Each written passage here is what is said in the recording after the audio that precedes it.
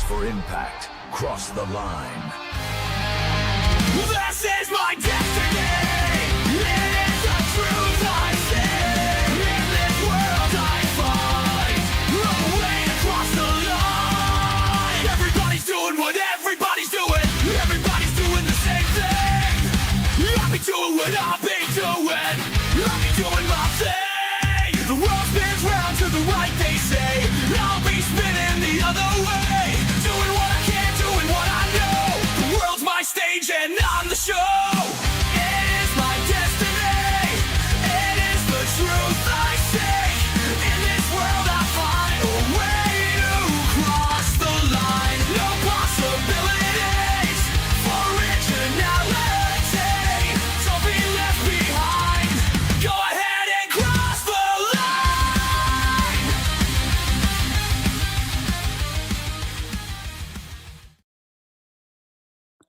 Hey now, it's Brace for Impact, and I'm your host, Mike Gilbert, and I'm going solo on that ass, but it's still the same. We're talking TNA wrestling, and another newsworthy week for TNA, and a newsworthy show for tonight. Let me get this tweet out here. I'm live now. Talking TNA wrestling, talking Steve Maclin. Steve Maclin got the fired briefcase tonight. I unfortunately saw that one coming. You know, I know last week I had my official prediction was Eric Young, but I was like, maybe I was trying to manifest that it wouldn't be Steve, but for like selfish reasons, because obviously I'm a big fan. I'm a big supporter of his. I've been a big fan since the day he stepped into TNA. I did not watch any of his Forgotten Sons stuff. Like I watched NXT at the time, but I just like, for whatever reason, the Forgotten Sons, I forgot. So a swig of coffee for the Forgotten Sons. And he'd come into TNA, and I respected him right off the bat, not just because he's military. And I know that you guys are gonna be like, "Oh, Mike, he's a Marine. That's why you respect him." It's like, no, it's more than that. He'd come into TNA, come into Impact Wrestling during the pandemic after he got shit canned. And unlike Heath, and I got nothing against Heath, right? But Heath came in around the same time, and he wanted everybody to know that he's the guy from the 3-man band. He was the one-man rock band. He was doing the same shtick, the same gimmick, everything. And what was cool about Steve is that he had come in and he wanted to reinvent himself. He wanted to let the old Steve Cutler character die. And he wanted to do something new. And I respected that about him, because a lot of former WWE stars, and he was on the main roster for a little bit. A lot of former WWE stars, whenever they get released, they don't have any creativity whatsoever inside of them, and they just spend the rest of their careers being like the artist formerly known as whatever their WWE name is. And Steve wasn't like that. Steve, it's at the point now where most people don't even remember that he was a Forgotten Son. And I'm not trying to do like a funny pun, like legit. Like, I don't think of Steve as the Steve Cutler from the Forgotten Sons. He's fucking Steve Maclin, the motherfucker that wrestled PCO, defended his world title against PCO in Canada, and was just bleeding like a stuck pig. Like, I always tell the joke about Steve is like, you can't give a Marine a razor blade because he's just gonna go crazy with it, right? The guy that had the great matches with Nick Nemeth and with Josh Alexander, several with Josh Alexander, had the great matches with Mike Santana, obviously. One of his early matches, and I interviewed him the first time I ever met him. I interviewed him right before his match at Hard to Kill one year before he wrestled Trey Miguel, and then he came out House of Fire in that match, and he looked fantastic. So, former world champion, former TNA International champion, and a hell of a guy. We do got to talk about the elephant in the room, though. A lot of people think that this is a work. I'm not completely there yet. I'm holding out like that's a possibility, that it's a work. It could absolutely be a work, because this is pro wrestling and nothing's ever real. But I'm telling you guys that I thought it was a real good chance that it was going to be him. I've talked about it openly on social media. And in fact, by earlier today, I was pretty sure. And it's because people in his orbit are trying to send me signals that he's gone, right? People in his orbit are trying to tell me that he's like, at least he's either gone or he's unhappy or both. Um, and if that's the case, then, I hope that if he does end up leaving, that he gets to go to AEW, and I think that AEW would take really good care of him. Now, you're probably going to be like, Mike, he's probably not going to be the world champion there. I was like, okay, most people won't be. So, Mike, he's going to be caught in purgatory. He's, not going to. Well, you know what? Look, Josh Alexander's on the show. He doesn't wrestle every week, but he's on the show every week. Speedball's on the show every week. And Jake Doyle was like, they weren't going to win the tag titles, but they were looking really good lately. And you're like, oh, Mike, he's going to get a push and he's going to put on Ring of Honor. Well, you know what he could do if he went there? He get to be with his friends, Josh Alexander, his wife, Deonna Purrazzo. The Rascals are there. Ace Austin's there. And he's a well-known and well-respected guy throughout the industry. And yeah, maybe they're real top heavy. They got a million wrestlers. They just fucking signed Tommaso Ciampa, and I don't understand why. I like Tommaso Ciampa, but if I'm like Tony Khan, I'm like, you have 200 wrestlers under contract. What are you going to do with Tommaso Ciampa, right? And he'll probably have the same issue with Steve Maclin, and Maclin will have an uphill climb to get himself up that card. But I think that the guy's like super talented, and I think he wrestles a style that they would respect for sure. And I think he wrestles a style that Tony Khan would actually like. I don't know. I can't sit here and tell you that Tony's actually ever seen Steve. And he's a wrestling fanatic, but enough people in that company have, and I think that enough people in that company would, value his abilities and would respect him. And I think that he would do really well there. Joel quit his show earlier. And then whenever Canada decided to put it on an hour early, he's like, okay, well, you know what? I'm back. so now he's had like an hour to sit here to do his show. Now he's harassing us, but he says, wow, Mike, Steve can't win the AEW world title. I can't believe you'd say that. I think he would be a great AEW world champion, but I just look at the landscape there and it's really hard, and it should be hard to break through that ceiling. Not everybody gets a turn. It should be hard to get to that level. It took Swerve a couple of years of like doing jobs before he was able to get up to that level, right? MJF was there like pretty quick, but for the most part, it takes a lot to get to that level.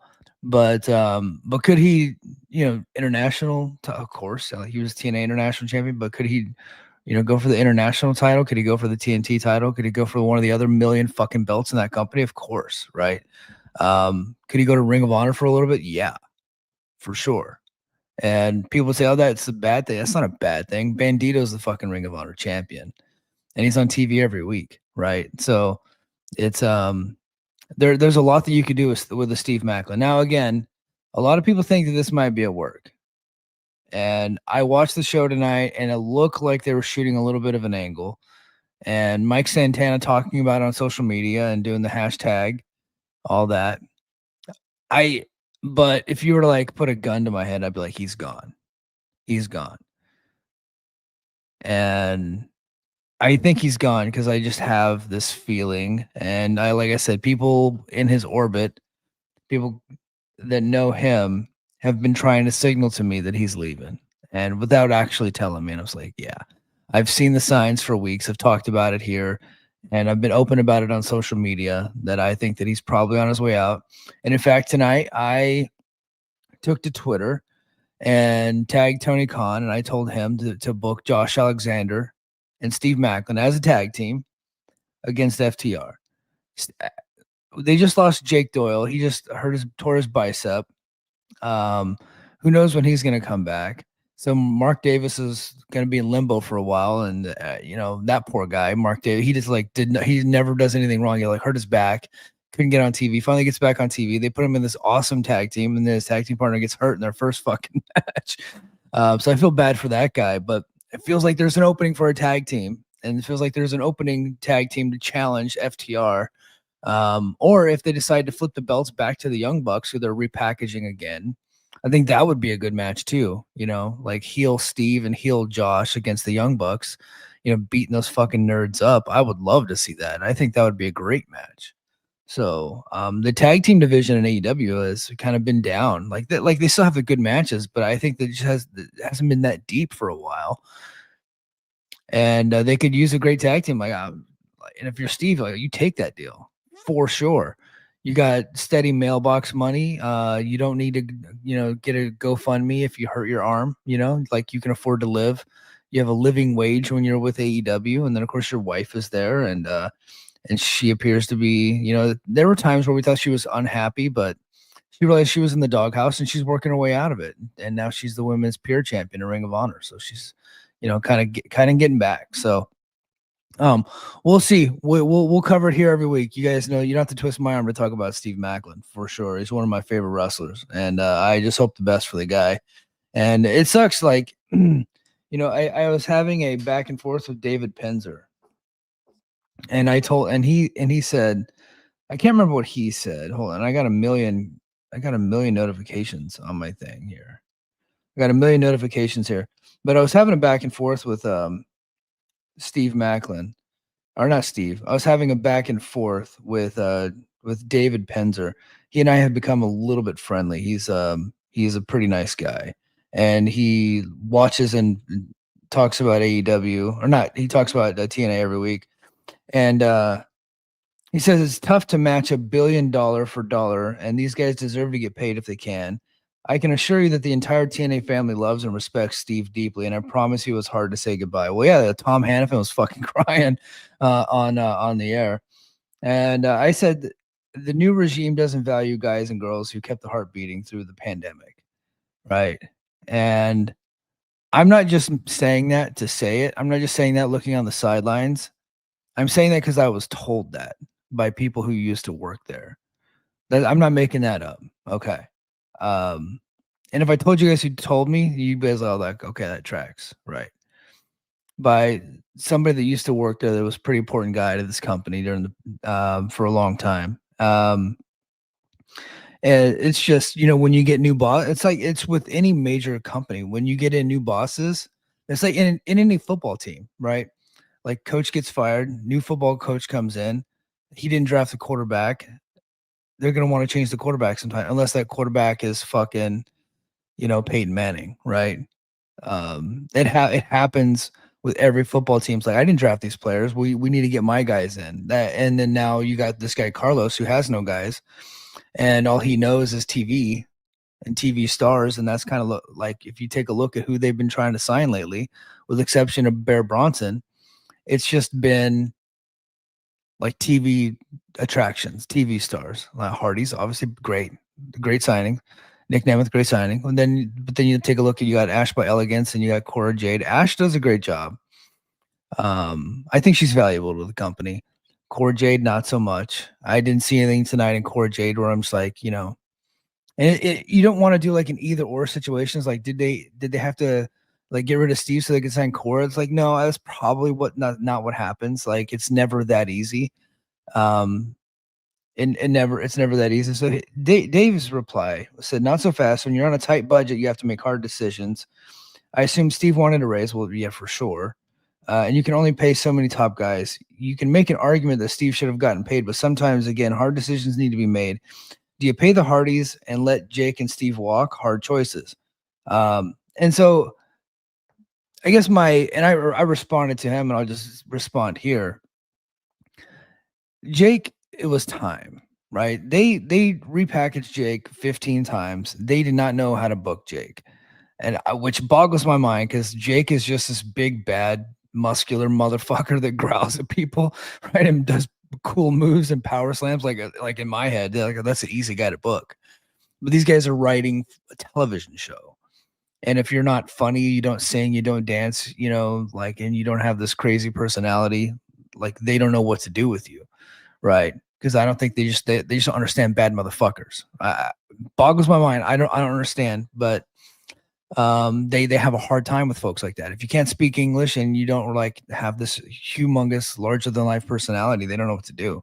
right? Like, or if you're not already famous from the WWE, like they don't know what to do with you. So they had a hard time booking Jake, and they had a hard time booking Black Tail Roos and the other luchadors that were there because they couldn't speak English. So, but Steve is different to me.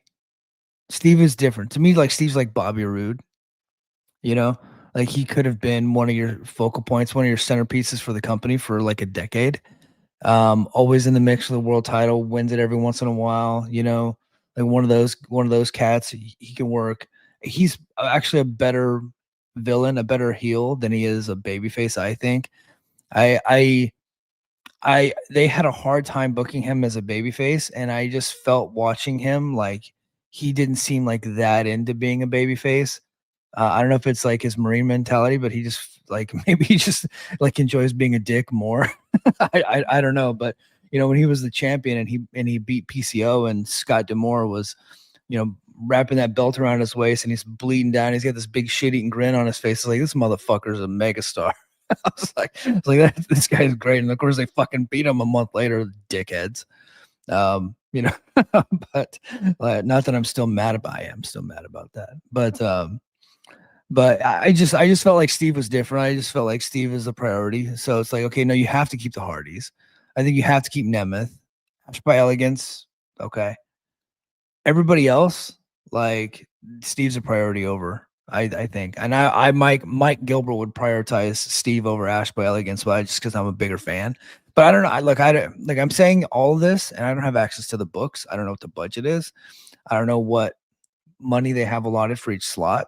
I don't know exactly what they're getting for the TV deal. I've heard ad revenue, and then I also heard like they're getting 200K in episodes. I don't know. I don't know what they're getting in merch sales. I don't know any of that information. I just know what I see on television, and what I'm seeing is you got a guy that could have been one of your biggest assets for a decade that could be identifiable with your company that you created.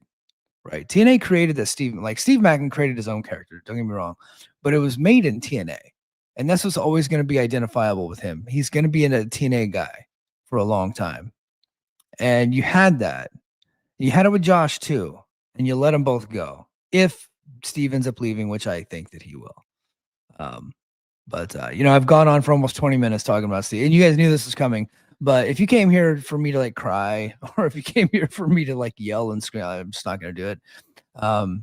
Because if he is leaving, I'm happy for him because I think he's going to get paid. Right. And the guy deserves to get paid. He works his fucking ass off.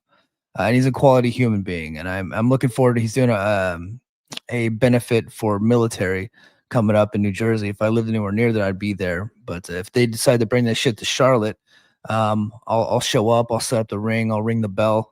Like I'll mop the floors. I'll do whatever I can to help. You know, but you know, if he does get signed by EW or even WWE, I'm happy for him. But if he comes back to TNA, I'm happy for him. But I'm also happy for the show because you know I like covering his work. So, all right, let's get to the chat. All right, chat, sound off. What'd you think of the show tonight? I personally thought this was a really good show. Back to back, really good episodes. I thought the main event was fantastic. You know, I think we're at the point now where you gotta stop sleeping on AJ Francis. I think you gotta stop sleeping on the guy.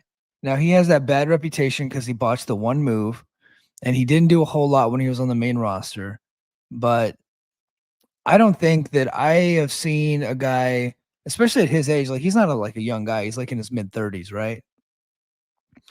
He's improved so much in 2 years since he's been with TNA. It's incredible. And it's almost like WWE should probably want him back for sure. I think they should bring him, like take him back.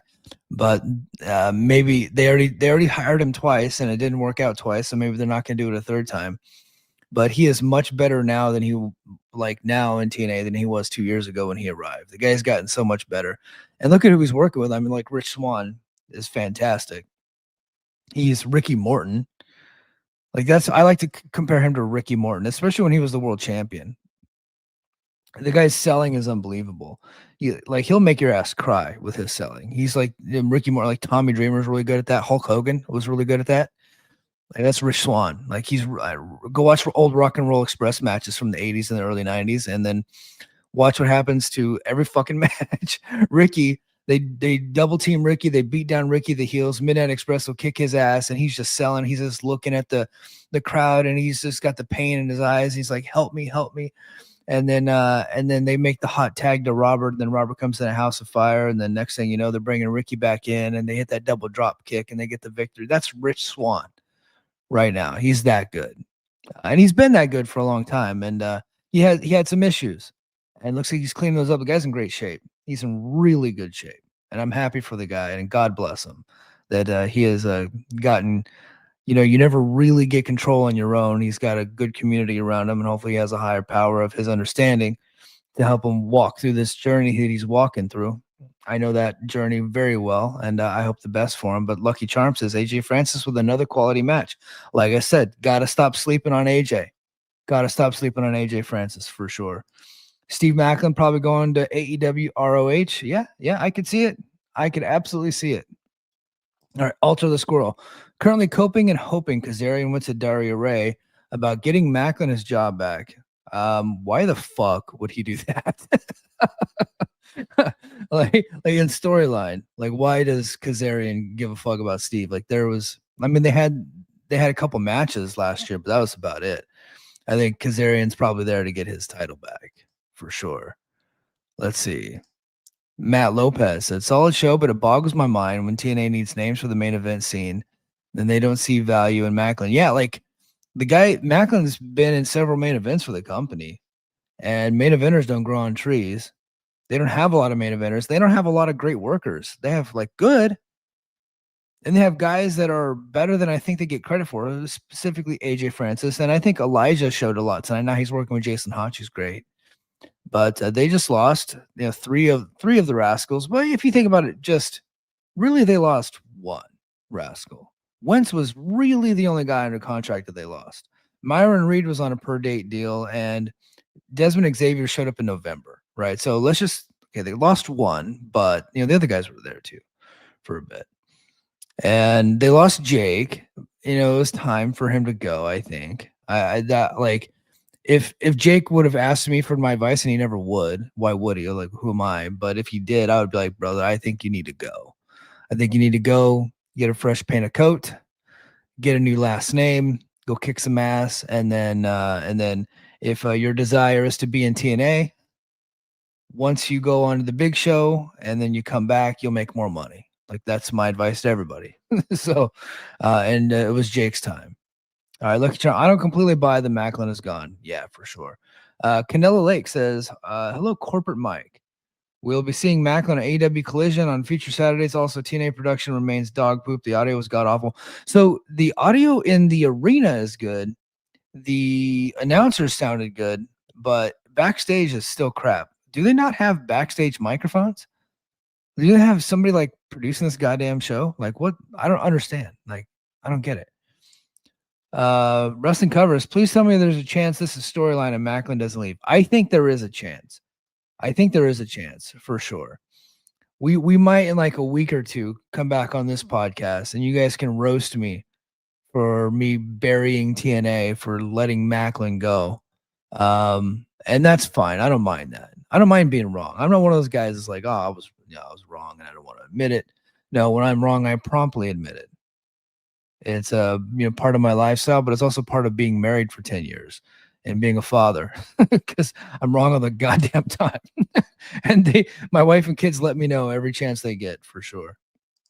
Now, really good episode, another banger, but how is that MLW and the fucking Juggalo show has a bigger and better roster than TNA? That I don't know about the Juggalo. I know the Juggalos, they brought in James Storm and who was the other? Yeah, Mr. Anderson. They brought them in.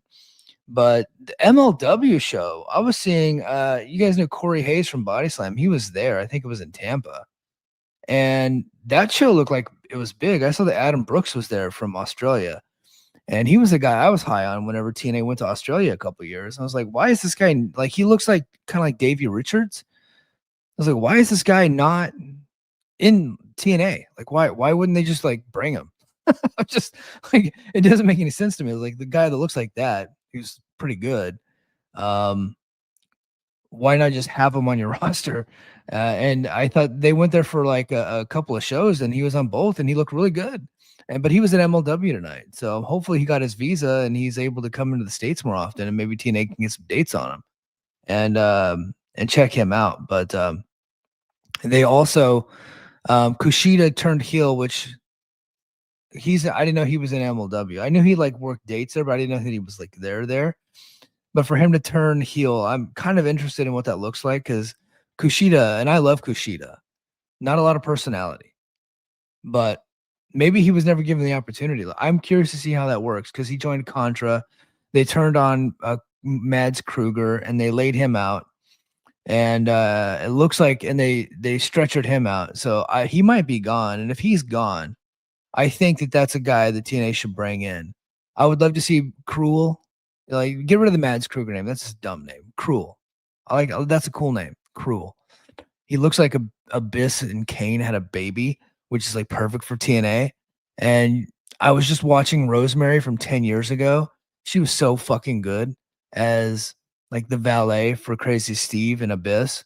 How cool would it be if they brought in Cruel and then like you repackage Rosemary and she's like this crazy bitch that's fucking, comes to the ring with Cruel and just wreaks havoc. That would be so cool. I would love that. Cruel versus Mance Warner in a feud. That'd be cool. Let's do it. Like again, I'm just speculating. I don't know that he's gone from that company, but if he is, like TNA should absolutely bring the guy in. He's not the greatest worker in the world, but right now we're just signing TV stars anyway, and he looks cool on television. Like he's just a really big dude. He kind of looks like body wise like Doc Gallows. And I think they're like the same size. He wears this cool mask and he bleeds a lot. Like those guys are important. Can we bring some? Can we bring some freaking? Can we bring some monsters back to television? That'd be cool. All right. Let's see. A couple more, and then we're going to get to some more news, and then I'm going to do a quick recap of the show, and then we're going to call it a day. I liked Punisher Steve Maclin, but I think he was Scott and Don guy. So the writing was always on the wall for him, like Josh Alexander, Ace Austin. Yeah, and he is like real tight with Scott D'Amore. Although, like, if I was in the room when Scott D'Amore said, "Hey, we're gonna give you the title, but you have to lose it on your second title defense to Alex Shelley," I would have like punched him in his fucking head because I was like, "Wait a minute, we just built this guy. Like now he's the guy. Alex Shelley's a great wrestler and a legend, but he didn't need that world title run." And Steve should have been in that spot the entire time, and he should have flipped it back to Josh when Josh got healthy. And I will die on that hill forever. And I'm not trying to say anything bad about Alex Shelley. Alex rules, right? He's a great wrestler, but he was already part of a really successful act in the Motor City Machine Guns. They had their own thing going on, and they should have stuck with it. I did not like that they took the belt off Steve so quickly, and I will continue to say that forever. Let's see.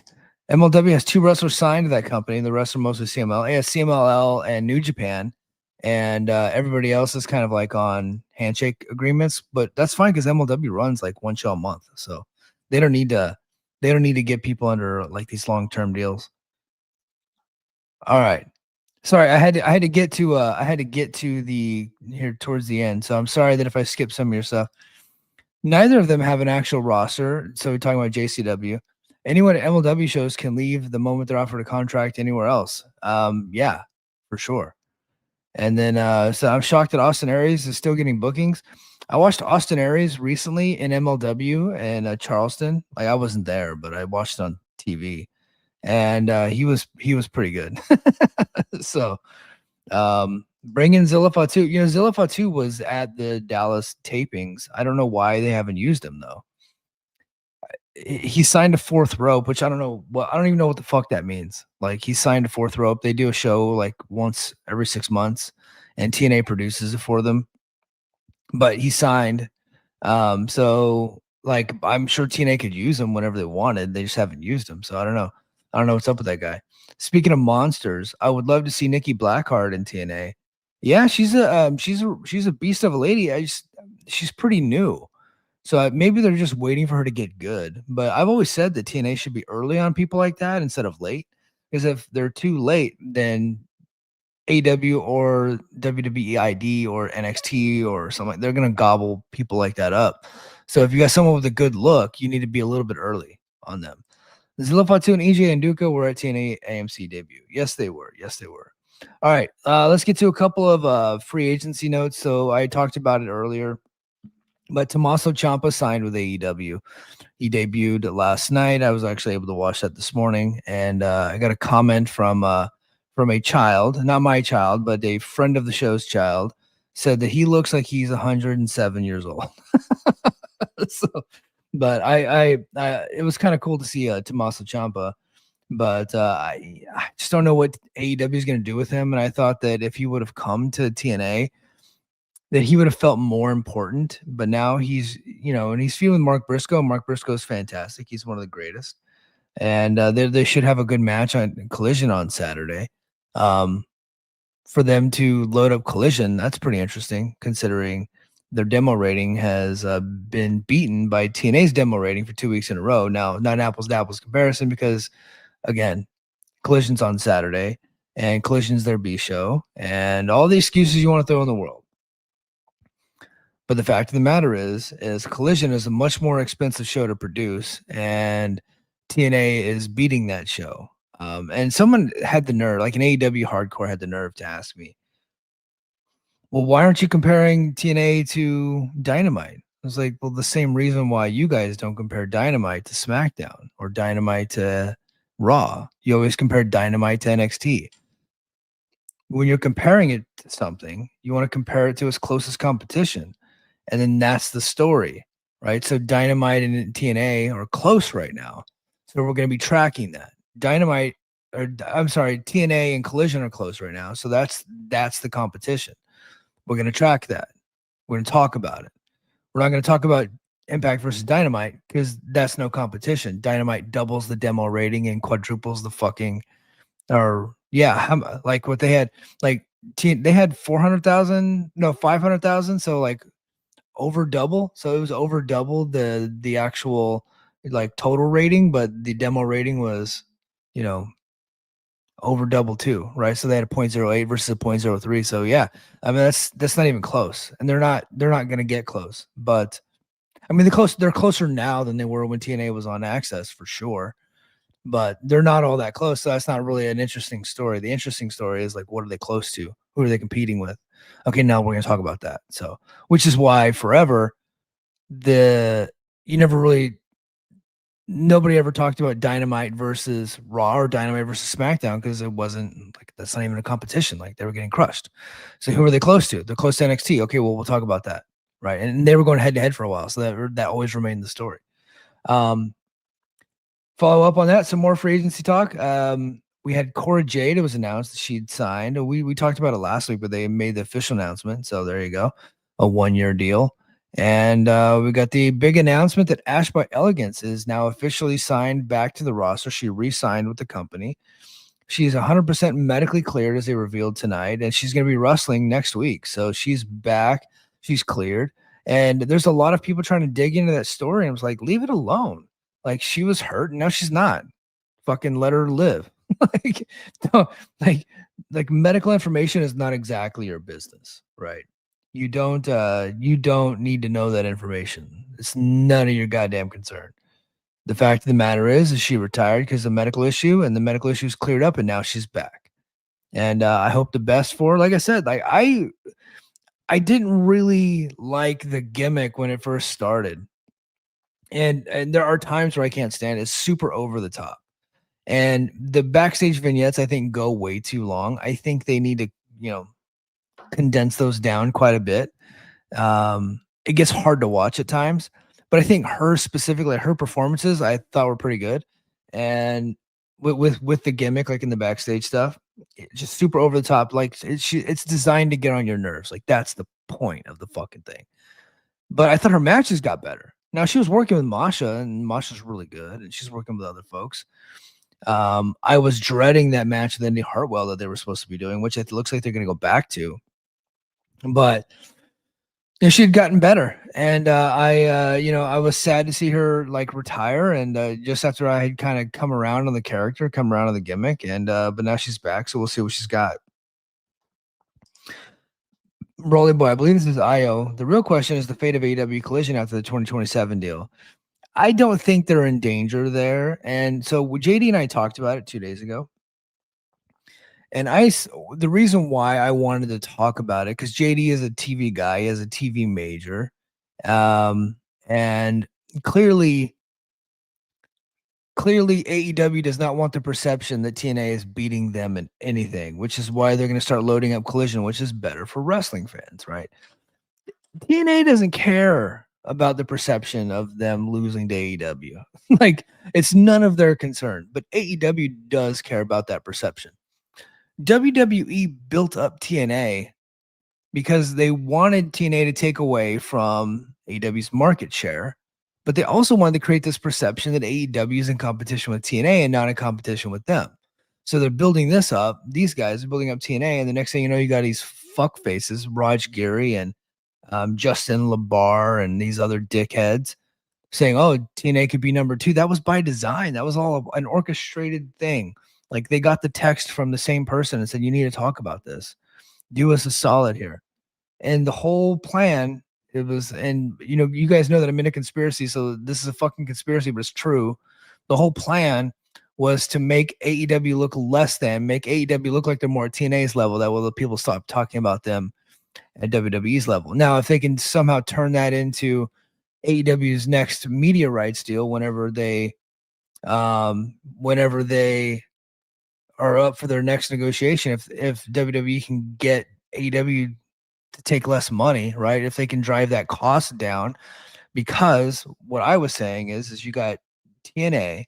Let's just say TNA is making 200,000 an episode. We don't know that that's true, but let's just say it, right? And for Collision, 500,000 an episode. Okay, big difference, right? Like over double. Okay, but TNA is getting the higher demo rating than Collision. Would that make TNT or TBS or WBD like question how much they're spending on it? Because this one over here is significantly cheaper than this one over here, but it's doing the better rating. So would that mean like, hey, look, we're not getting our money's worth over here? JD's opinion was no, and JD knows stuff like this is what that's JD's world. That's why I proposed the question to him. And he said, no, it's like Collision is just a byproduct of Dynamite. Dynamite's a real money driver. But then they also got the Max deal and the streaming deal with there, and they're making money that way. And so an AEW charges a higher ad rate at this point. It's becoming prestige television. Not the same level as WWE, obviously significantly less, but higher than TNA. So let's see. Online Man, have your numbers been up since TNA moved to AMC? As a matter of fact, they have. Yeah. Tonight is not like the greatest, but there have been like my clips have been doing pretty well. Now I have been strategically putting some pretty fucking hilarious headlines on those things to get people to click the videos. Much like yesterday, I clipped the conversation with JD and I where it was like, hey, TNA beat AEW in the demo for the second week in a row. TNA fans will eat that shit up, and AEW fans will click on it to hate on it. So that was like strategic by me. Let's a little bit of inside baseball, but more people are watching TNA, and my channel is doing a little bit better for sure. Like 100%, yeah, for sure. Okay. All right. Now let's get into the show. I don't have a bunch of show notes. Normally where I go to the Observer, but they didn't have the play-by-play up yet, so we're just gonna do this off top of our heads. That's fine. Show opened up, and it was the System: Eddie Edwards, Brian Myers, Bear Bronson, and Cedric Alexander. They opened the show. Edwards calls Moose selfish and said the turn had to be done because Moose was all about Moose and he was not about the System. Alicia Edwards comes out and says her contract is up soon, and she's willing to walk away from the System. So she essentially quit the System. That's interesting. I wonder if she's actually gonna like be taken off TV for a while. I wonder. Then they go backstage, and BDE is hyping up his match against Nick Nemeth, and he thinks he can win. Brother, I got some bad news for you. So Nick Nemeth defeats BDE. I like this BDE kid. This was a good match, actually. It is a good match because Nick Nemeth is fantastic.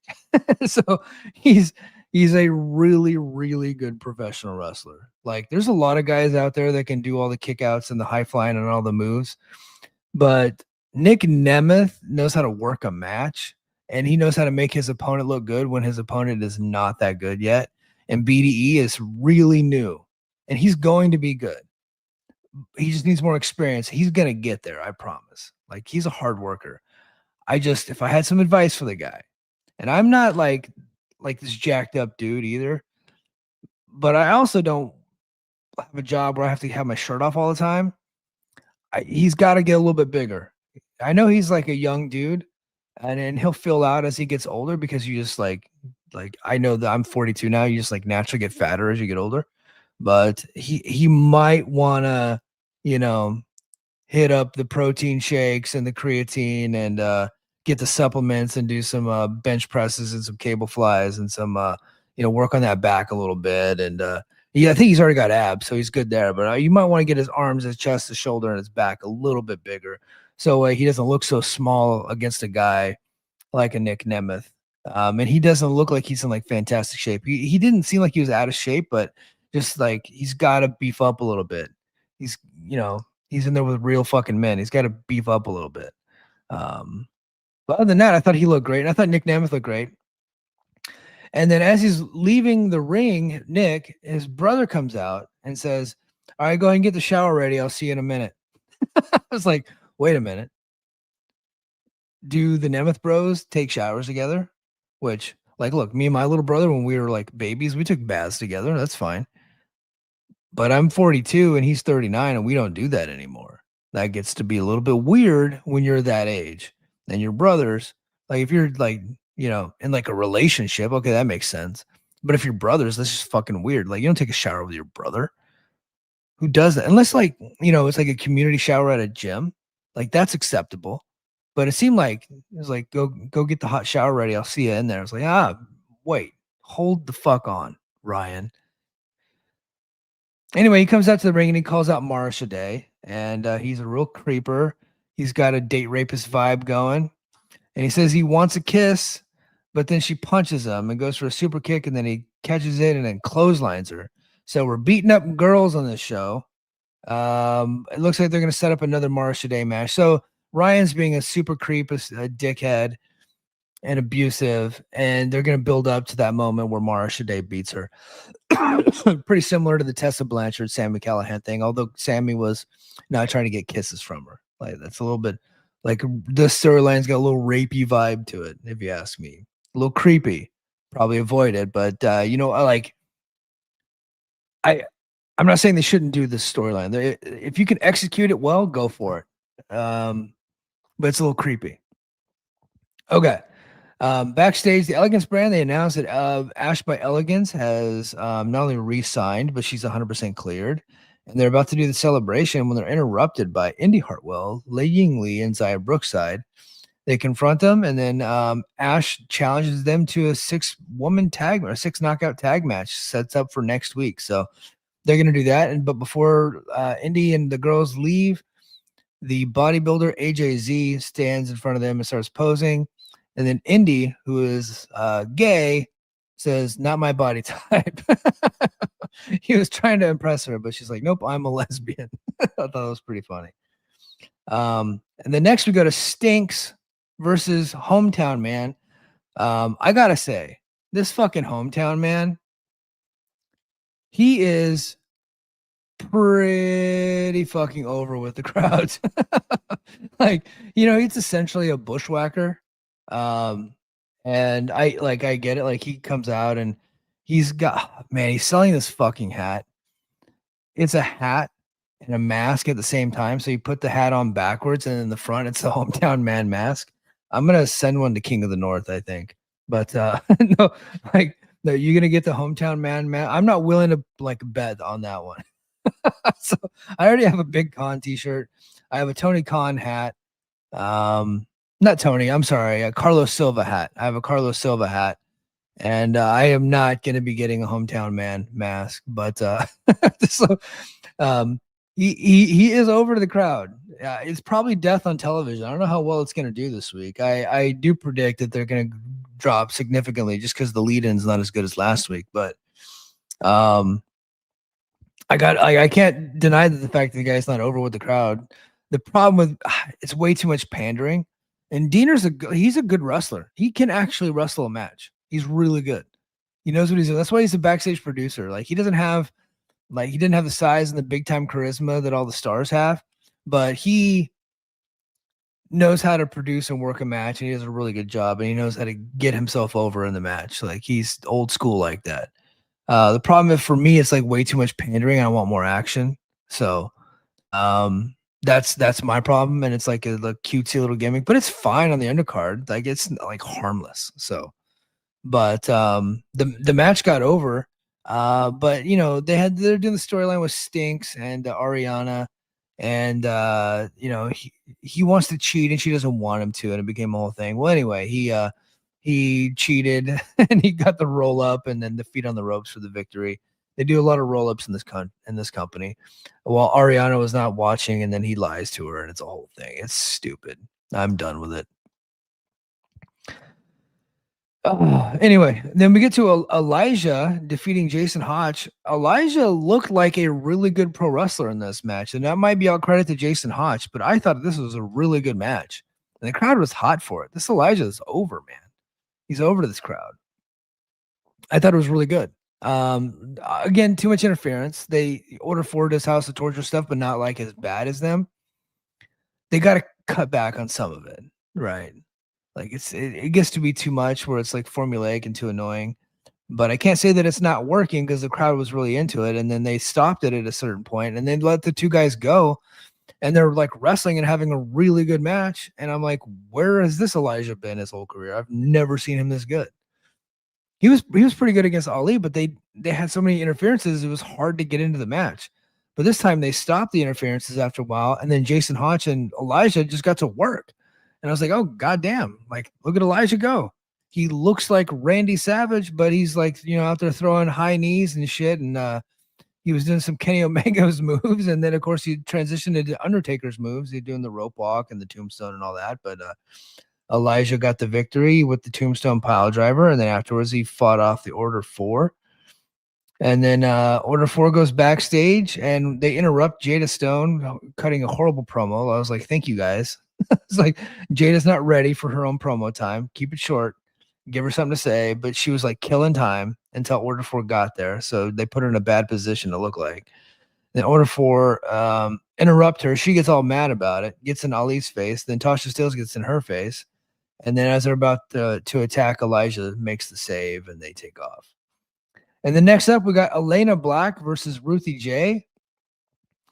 Short, sweet, and wholly inoffensive. And then Daria Ray was on commentary, the former Sonya Deville, saying we're going to have some big surprises come of No Surrender on in a couple weeks. And then the Hardys they're backstage just having a weird conversation, like the camera's not on them, but they were in character and speaking dialogue that was clearly written for them. So, because Jeff can't do dialogue, he's terrible. But they're talking about how like they're really excited about TNA on AMC, and then the Righteous show up and they spout a bunch of nonsense. And I think they want to do another match with them, but it'll probably be something cinematic, is what I would assume. And then we get to the Feast or Fired, and obviously I was upset that Maclin got fired, but also I just didn't think that this was a very well built up segment. It wasn't very well produced. These segments are always really good. I watched one from 10 years ago that I actually thought was like 10 times better than this. 10 years ago, they built up the Feast or Fired segment all throughout the show and had cameras on the guys talking about it all throughout the show, being nervous about being fired or being excited about a potential title shot. With this one, you got one shot of them before a commercial break, and they come back from commercial, and then it's just a 2-minute segment. They didn't do a fucking thing to build this segment up. They didn't build it up all the way. I mean, like Hannafin talked about it, but they didn't really like make it that big of a deal. And then they just rushed through it. I missed the old days of JB when it was like a game show, and it was cool. It was fantastic. Oh, King, you asked a good point. Okay, why didn't they do this thing in the ring? They didn't do it in the ring for a good reason, because it would have been spoiled, because they did it during the taping. So that's why they didn't do it in the ring. So that was actually smart. But anyway, so I didn't think it was like a very well done. But Trey Miguel got the international title shot. I was worried that they were just going to stick it back in the X division. I kind of like him being the guy that takes the belt away from Stinks. And then hopefully they just get Stinks out of the company and they just, transition into like a real run for Trey Miguel and see what he's got. Because he's always been an X division guy and a tag guy. So I'd like him in the international slot. And you got two former world champions that were international champions, and Stinks right now is dragging the title down. So maybe Trey Miguel can lift that belt up a little bit. Eddie Edwards gets the world title shot, and that will be playing out over TV here pretty soon. Eric Young gets the X Division shot, and then of course Steve Maclin got fired. So one of the reasons why people think that this is a work is because they foreshadowed Steve Maclin getting fired with Eric Young in a previous backstage segment a couple weeks ago. And they were the two last guys. And then Eric Young kind of talked shit to Maclin. And then Maclin just took his briefcase and left. So some people think that is a sign of a work. And I think that's a real possibility that it could be a work. But I also think that it's a real possibility that he just shows up on Collision on Saturday. So I could see that for sure. And then, okay, we go backstage and System confront Mike Santana. And then we get to the main event. Main event was awesome. It was really awesome. Rich Swann versus AJ Francis. I said at the beginning of the show, if you're one of those people sleeping on AJ Francis, if you're one of those people hating on AJ Francis, if you still call him Top Dollar, you still call him Flop Dollar, you still make fun of the fact that he had a really bad botch years ago at a high level, you're missing it, because this guy has improved significantly. And here he is in the ring with Rich Swann, aka Ricky Morton himself. And they proceeded to have a heated, awesome, like plunder match that I thought was better than their match from Genesis. And the match at Genesis was the best match of the night and one of the better X Division matches you've seen that didn't involve Leon Slater in a while. AJ's great, and it's probably time for him to start getting his just due, I think. He doesn't endear himself to the fans, and that's probably why he's never going to get his just due. But I think you put that match on Dynamite, and it gets like 4.5 stars, and people are talking about it for like 10 days. It's that good. It was that good. TNA's in this weird position where if they do push AJ Francis, the people that don't watch the show that have a negative perception of it are going to be like, oh, Top Dollars. I was like, guys, like, this guy's working his ass off. He's a hardworking guy in the ring and out of the ring. The guy's working his ass off, and he takes TNA's logo everywhere he goes. And then when he shows up in the ring, he doesn't phone it in. He actually is having really good matches. And him and Rich Swann tore down, and he put over Rich Swann huge. And Rich Swann needed the victory because, he's been down and out for a long time, but he's back and he looks great. And I'm not going to do the play-by-play on the match. It was a good, solid 15-minute match, a main event match, and I thought it tore the house down, and I would highly recommend anybody go see it. One of the better matches on TV this week, and I did watch Dynamite, and this would have held up on Dynamite just fine, for sure. It was really, really good. I enjoyed it, and it was heated, too. They had like 1,400 people in that building, and it was 11,000-seat arena. So it was a big arena with not that many people, but they made it look good. And it was heated. It was really good. So good stuff. All right. Kid says Stinks. Yeah, I took that from BQ. So sorry, BQ. I stole your gimmick, buddy. That's it. It's mine now. Like, I own it. Wrestling Cover says Jeff kind of teased and spoiled in Chris Van Vliet's interview today that a cinematic match is coming soon. So I think that's where it's headed. Yeah, I mean, it makes sense. Hopefully they don't do cinematic for the TNA Plus special. They keep it for television, because if they go to these places and the Hardys aren't wrestling in the ring, like, that's going to be bad, because people are buying tickets specifically for the Hardys. They're the only draws in the company right now, and you can't not have them in the ring. They have to be there. AJ Francis should have an international title for sure. And WWE fanboys judge AJ Francis off that one botch. It's WWE fanboys and AEW fanboys, and for a long time, TNA fanboys, for sure.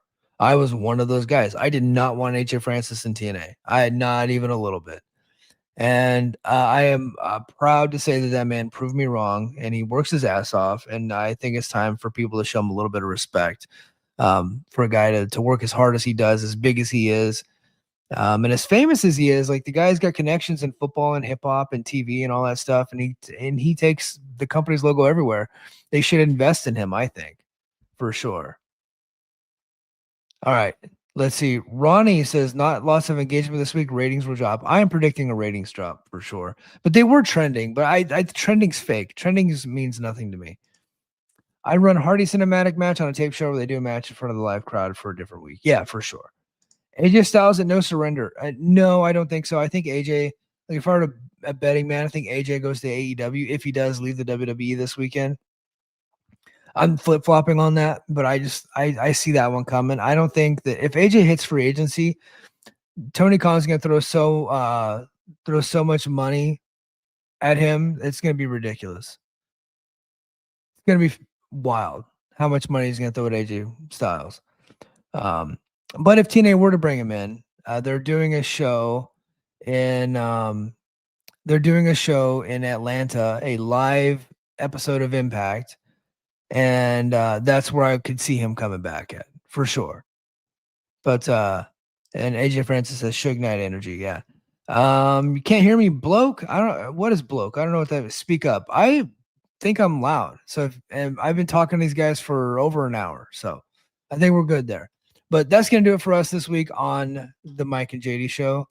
No, not Mike and JD. I'm tired. Brace for impact. JD's not fucking here. He's not cool enough to watch TNA. Brace for impact. All right, guys, that's going to do it for me this time. And until next time, mahalo.